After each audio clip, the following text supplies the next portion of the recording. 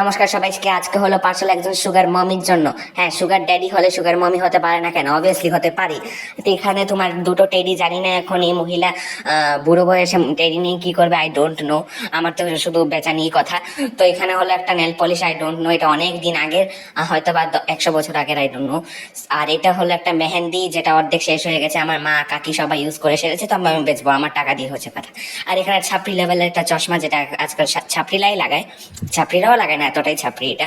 এখানে একটা হার, যেটা আজকালকার দিনে অনেক আগের দিনে পড়তো, তাই আমার কাকিমার, আই থিঙ্ক আমি চুরি করে নিয়ে এসেছি, হোয়াট প্রবলেম। তাহলে এখানে আর একটা হার আছে, এটা একটু স্ট্যান্ডার্ড লেভেলের, অবভিয়াসলি না। এটা এত বড় টিকলি, আমি জানি না এই মহিলা আই থিঙ্ক বিয়ের জন্য এই জিনিসগুলো কিনছে, কারণ সবকিছু বিয়ের জন্য এই জিনিসগুলো।